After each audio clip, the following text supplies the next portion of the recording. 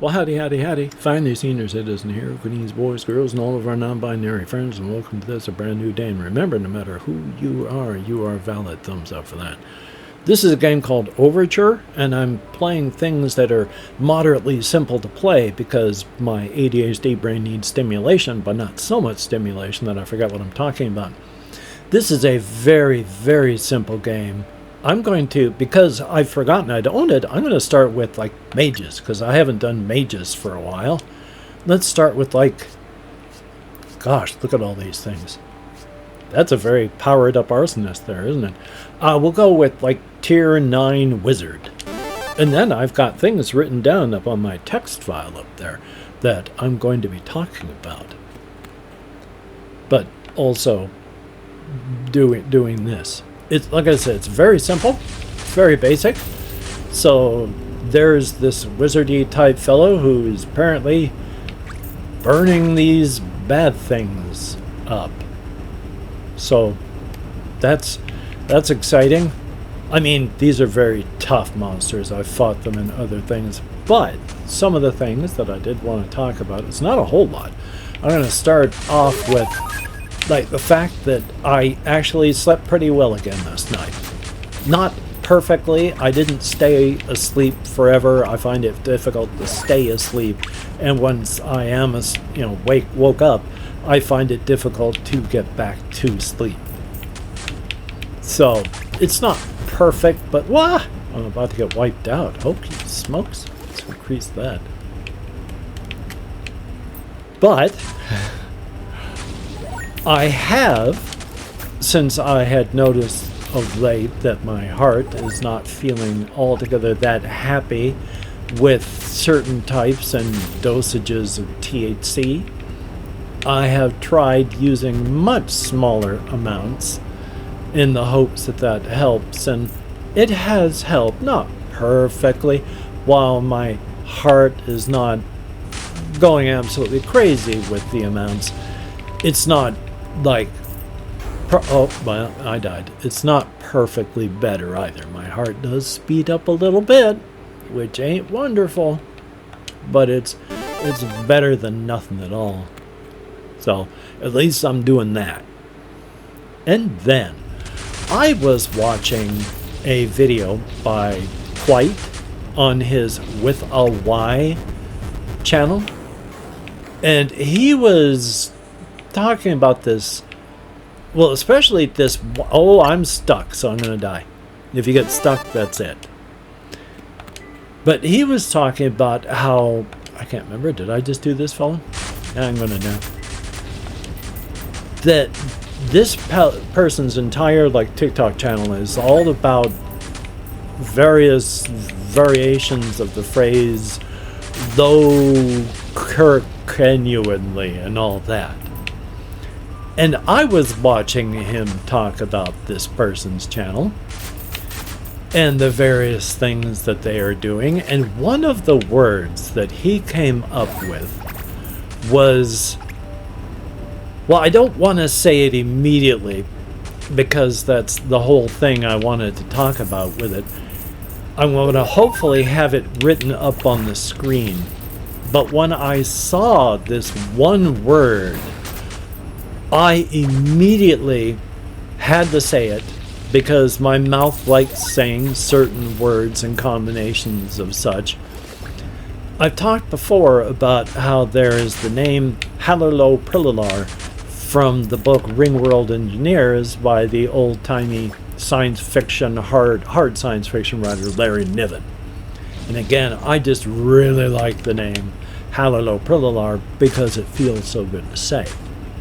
But this person, with hopefully the word that I've actually got written down up on the screen now, I saw that and I immediately had to say it, and was able to say it just immediately because it rolled all off of my tongue like something that was beautiful. But when it's, I have to make sure I can see it so I can remember what it even is. But when it's Lowkirkentologiclowstates, and I was like, oh, that feels good to say. So nothing ever feels as good as the first time. So the first time I said it, it felt awesome. It still feels good now, but words that feel good to say are a good thing. I don't want to get too close to where that green arrow is pointing because there's a boss up there, so I need to head down to the other part of the screen and get stronger before I head down there to take on the big bad of the moment. Oh, that's nice that I wandered into a trap. How special. But after that, oh, I'm gonna die here too, aren't I? I need to find a chest or something that has like goodies in it. Oh, well, that's nice treasure, but I want a healing potion. Thank you. But the next thing I have written down on my list is I have purchased a collection of solo RPG games. And I have certain tastes in certain games. Like, I don't really enjoy things like westerns. As movies, as books, novels, whatever, I'm not really a big westerns fan. You really have to give something special to it. Like, I first read the book, like, Cowboys and Aliens, like, decades back, and it was really good. I did enjoy that. But that's because it took a science fiction, bad things happening because of landing aliens, and had cowboys from cowboy times having to deal with it. That's an interesting twist. I see that the bad thing is more up above me over here, so I'm actually going to head over this way again and move my way over to see if I can, oh boy, take him on, which is anybody's guess because here I am being eliminated. But making sure I can remember, I do not like westerns generally as a media genre. And then also among our solo RPG settings and such, I'm going to start there. I do not enjoy journaling games. That's not I don't want to write the story out. I want the dice and all that to tell me the story. I don't want to try and think of what's happening. I want the dice and the game to tell me what is happening. So journaling games where you're telling the story don't really interest me. And again, westerns as a setting, I don't really like either. There's a game called Dead Man's Hand, and it is a solo RPG that is a western, and it's a journaling game. And I've gotten a copy of it myself because for whatever reason, this thing actually interests me. I am interested in the things that it has to say and the way that they are said, to the point that I'm going to be trying it out and playing it. But it looks really good, and I say that as in you have things like scars, and the idea behind it is not you win in this world, but that you survive. I'm going to upgrade some, I think. You survive in the world. So they're not stories of, paragons and shining armor and all that. They're of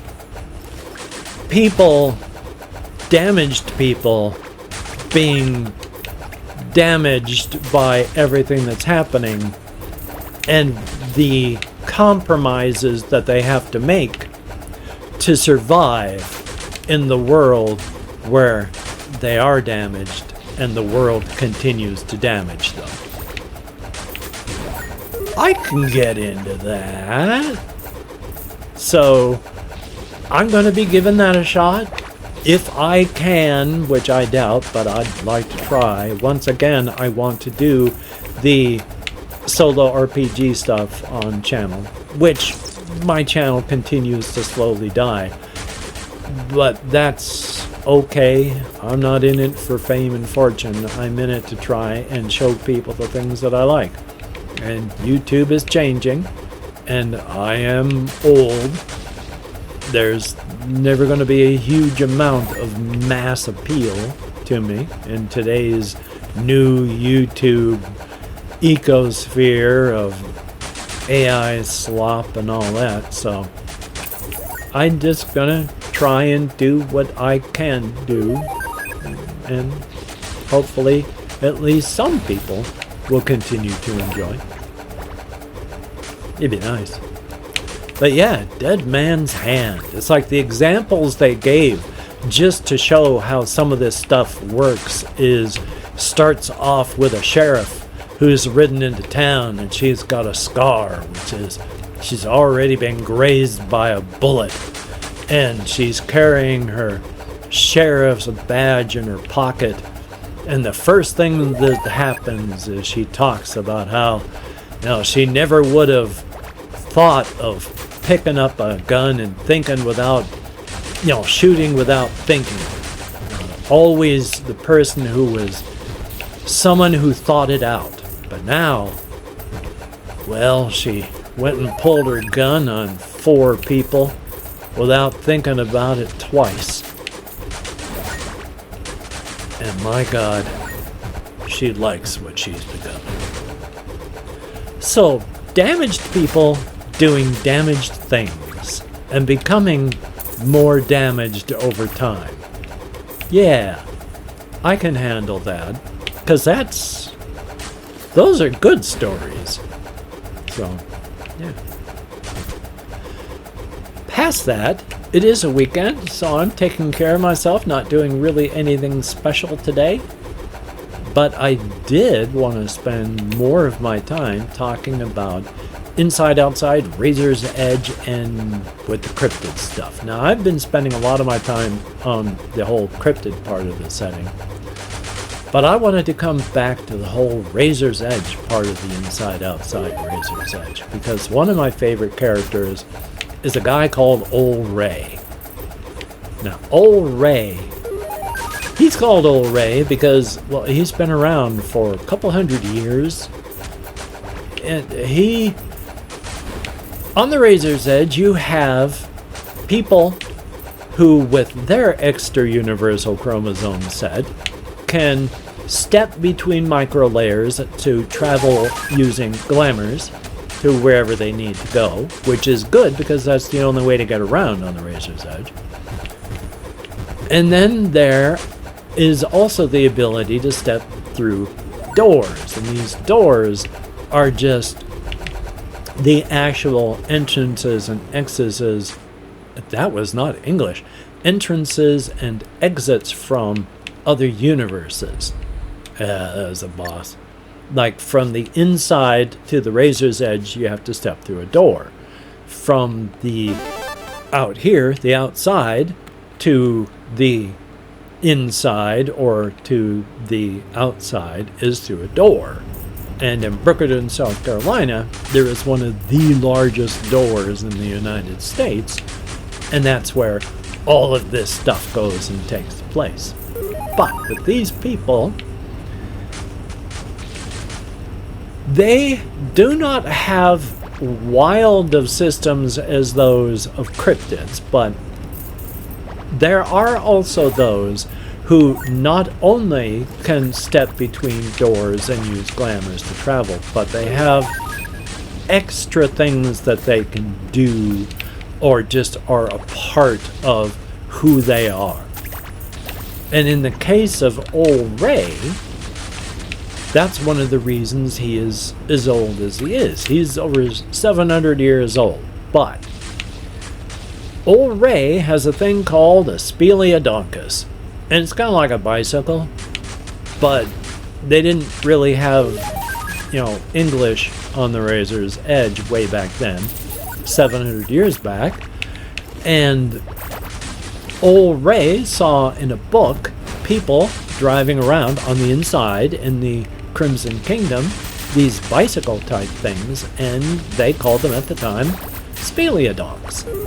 So he was going to make himself his own Speleodoncus because he wouldn't be able to head to the inside. His parents were farmers and all that, trying to make their living and stay alive. They're not going to be able to go to the inside to the Crimson Kingdom and pick up this stuff. They've got the farm. And so he decides to make himself that one. Now there are several types of energy within this setting. There is the extra-universal creative energy that's on the inside. There is also regular normal matter energy like we have out here. And then there is some cryptid, God, I wanted to say it with an M. There is cryptid energy that flows around. And then because these two universes, the inside and the outside, are both within a quote-unquote space that should hold just one universe, the two of them are bumping and banging around against each other, forming a kind of static energy charge between the two universes, and this static energy also can leak in. So there's a ton of energies within this setting, all of these things doing strange and bizarre things. One of these energies, the static energy, because of its composition, it requires a discharge to actually do anything. And that is a destructive discharge. If that energy, of course, triggers instantly, it will be a catastrophic effect. But if it doesn't happen instantly, it will be less catastrophic. And I'll explain it as in, there is a lot of energy that goes into keeping your body alive. But if you live 74 years, you're just going to live. You're not going to have anything horrible happen. If all of that energy inside of your body that takes 74 years to happen, if it all popped out in, say, half a second, you would explode violently. Very violently. You could probably take out cities with people. But if you took, say, a nuclear explosion and stretched it out over 1 billion years, you'd never know it was even happening. So when Old Ray spends a couple of years designing and building the Speleodonk into his Speleodoncus, it takes him a couple of years to actually get this done. The energy does not discharge violently. It is funneled through him and into the thing that he is building, this Speleodoncus. It takes a couple of years, and it's not slow enough to get rid of all bad effects. Every bit of plant life around the farm in the couple of years that it takes to do this, 2 years, dies. The family farm is destroyed by this. But at the same time, that gets rid of the catastrophic, horrific effects. Now, Old Ray, or just Ray at that time, who was like 10 years old, and then started this all up, he, because it was all being funneled through him, was changed by this great big catastrophic thing happening.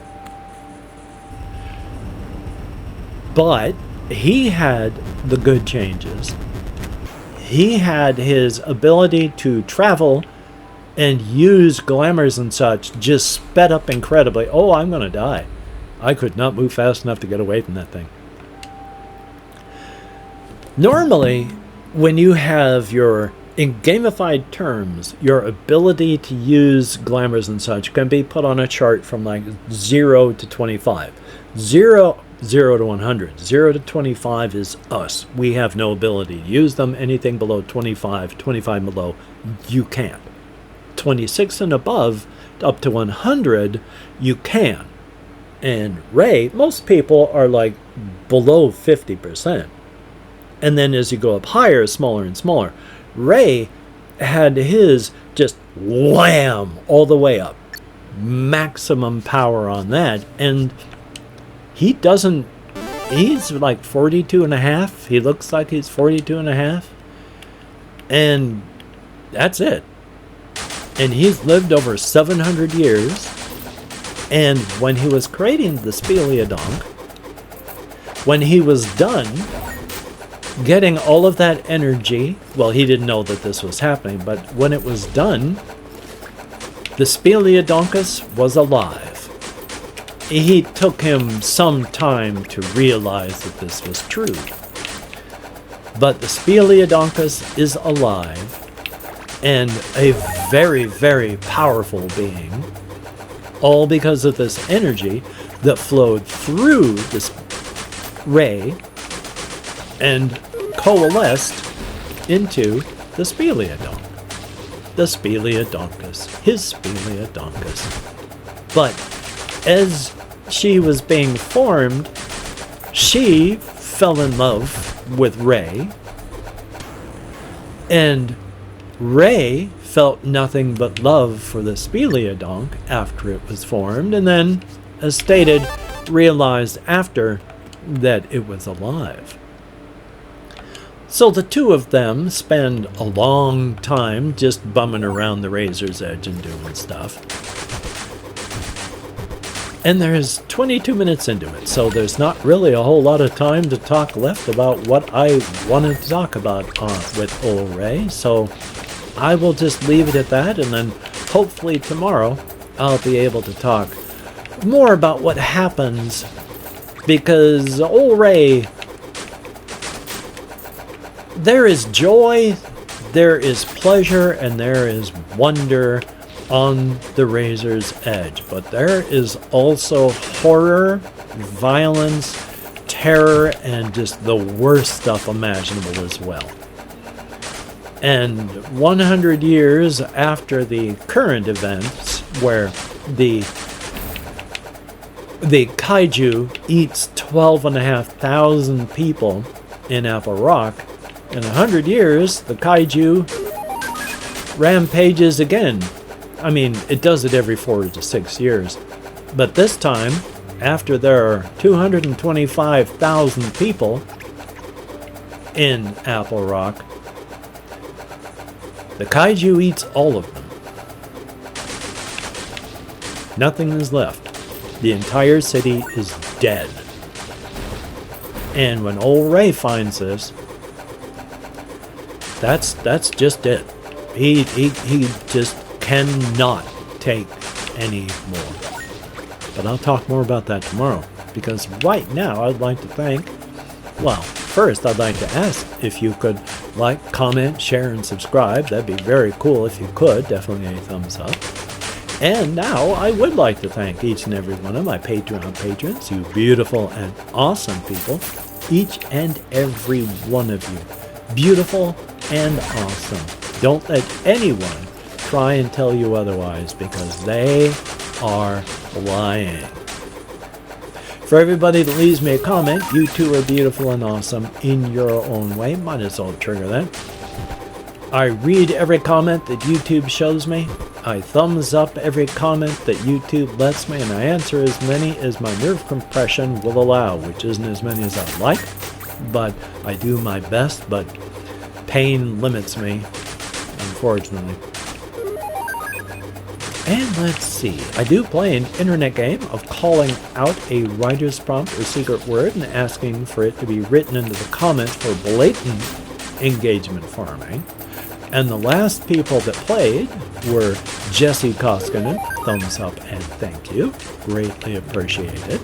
We have Gus Garrett, 6838, always good to see you in the comments, thumbs up, thank you. We have Leo Tom Music, whom, again, everybody should go out, check out Leo Tom Music's channel, because Leo Tom Music is, is a cool little channel, does music with an acoustic guitar, which leaves me entirely jealous. I have never been able to do stuff like that because I have to think about what I'm going to do with my fingers and my hands, because I'm not left-handed or right-handed. I'm both, and I never know which hand wants to do what until I actually do it. So I have to think about this stuff, and you can't think about it while you're playing a guitar or any other instrument. But we also have Big Frogums, where I hope you continue to enjoy all of the various bits of lore that I have for all of my various settings. That would be a good thing. Definitely a thumbs up. And let's see, we have Chris. Greatly appreciated. Definitely a thumbs up, and good to see you in the comments as well. Ha! All of these various things are no longer alive, which is better than me being no longer alive. Let's see. Oh yeah, well if you have watched this far, because I know I have, I don't know why I was saying if I have, but if you have watched this far, if you could type, oh why not, Overture into the comments, that would be very, very cool, greatly appreciated. Once again, blatant engagement farming. And you do not have to, of course, but if you did so, definitely a thumbs up and thank you. Oh, good golly, Miss Molly. I am going to be taking care of myself today as best I can. I'm going to be... I talked about the game Dead Man's Hand. The rule books and such and various supplements for the game Dead Man's Hand look very intimidating. Like, you know, something might be 50 pages long or 200 pages for this. It is laid out and formatted. It's like each sentence is its own paragraph, and there's double spacing between quote-unquote paragraphs.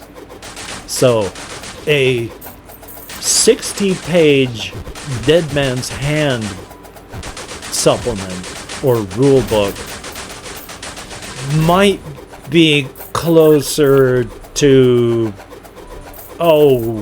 a 30 or 20 page thing by any other supplement or rule book. So